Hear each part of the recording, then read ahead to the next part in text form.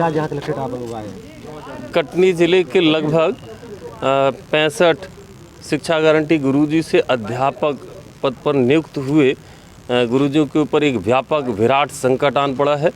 विषय यह है कि 2013 के आसपास गुरुजियों ने अपने एरियर्स के भुगतान के लिए माननीय न्यायालय में अपनी अपील प्रस्तुत करी थी। माननीय न्यायालय ने विभाग को, शिक्षा विभाग को, राज्य शिक्षा केंद्र को मार्गदर्शन देते हुए यह आदेशित किया था कि नियमानुसार इन्हें एरियर्स का भुगतान किया जाए। अधिकारियों की स्वव्याख्या के तहत गुरुजियों की मांग पर अपने से इन्होंने ऐसा तय कर लिया कि गुरुजी जो है एरियर्स के पात्र हैं और सारे गुरुजियों को, लगभग 60-65 गुरुजियों को उन्होंने एरियर्स का भुगतान कर दिया। ये 60-65 गुरुजी जो हैं ये कभी अपना इन्होंने इस रूप में दावा नहीं किया कि ये आदेश सही है। वो तो सिर्फ माननीय न्यायालय का आदेश और अपना आवेदन अधिकारियों के समक्ष प्रस्तुत किया था। पश्चात जो है इस आदेश की व्याख्या हुई कि कटनी जिला के जो जिम्मेवार अधिकारीगण हैं उन्होंने अनुचित व्याख्या करते हुए इन गुरुजियों को राशि जो है भुगतान कर दी है एरियर्स की। ये वसूली योग्य है। इस सारी घटनाक्रम में गुरुजी कहीं से दोषी नहीं था। माननीय मुख्य कार्यपालन अधिकारी जिला पंचायत महोदय के द्वारा कलेक्टर महोदय के निर्देशानुसार इस पूरे प्रकरण की जांच कराई गई। पाया यह गया कि आहरण संवितरण अधिकारी, तत्कालीन डीपीसी, ट्रेजरी ऑफिसर, ये सारे लोग जिम्मेवार हैं। इनकी आदेशों की स्वव्याख्या के तहत इन गुरुजियों को अधिक मात्रा में राशि का भुगतान कर दिया गया है।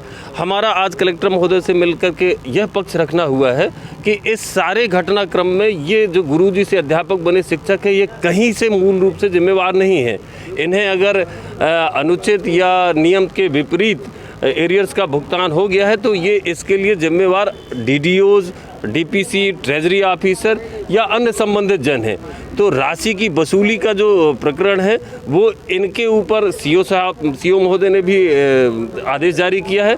किंतु अब जो नई घटना है कि आहरण संवितरण अधिकारी शिक्षकों के पास जा कर के ऐसा कह रहे हैं कि आप एक मुश्त में जो आपको 3 लाख रुपए, 4 लाख रुपए की राशि प्राप्त हुई है वो तत्काल चालान के माध्यम से एक मुश्त जमा करें। आप अपनी ज़मीन बेचें, आप कहीं गिरवी रखें, आप कहीं ब्याज से पैसे उठाएं, लेकिन ये तत्काल आप राशि जमा करें।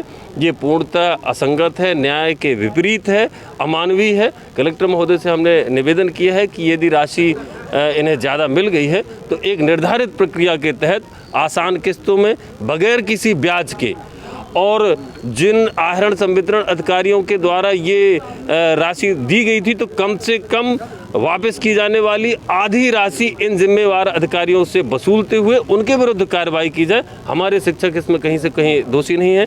आज हम शिक्षक कांग्रेस के कार्यकारी प्रांताध्यक्ष, मध्य प्रदेश कांग्रेस कमेटी के शिक्षा एवं शिक्षक प्रकोष्ठ के प्रदेश अध्यक्ष श्री रामनरेश त्रिपाठी जी के नेतृत्व में इन सभी गुरुजियों के साथ में माननीय कलेक्टर महोदय से भेंट किए हैं।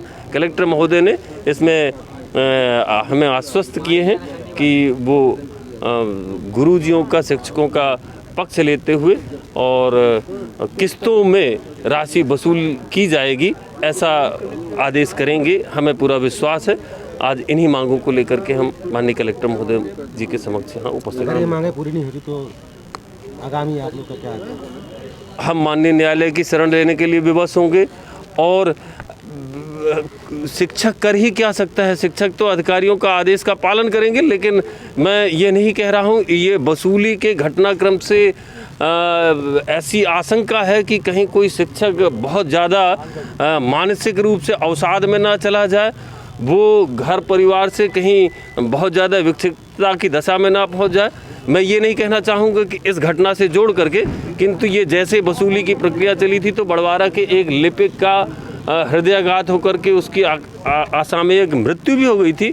हमारा एक मत है कि इस घटना से उनका संबंध हो सकता है ना हो, किंतु आशंका है कि जब किसी शिक्षक के ऊपर जिसकी मासिक आय सिर्फ 25 से 30 हज़ार रुपये प्रति माह है, उसे पूर्व में प्राप्त 7 लाख रुपए का एरियर्स एक मुश्त वसूलने का अगर आप ऐसा कठोर कार्रवाई ये संकुल प्राचार्य या डीडीओज करेंगे तो कहीं शिक्षक राशि के प्रबंधन में अत्यधिक परेशान ना हो जाए। हमारी सांगठनिक रूप से यही चिंता है कि इन गुरुजियों के साथ इस प्रकार का ऐसा कुछ ना हो, इसके लिए आसान किस्तों में वसूल कीजिए। कटनी जिले बस में ये कटनी में ही हुआ है।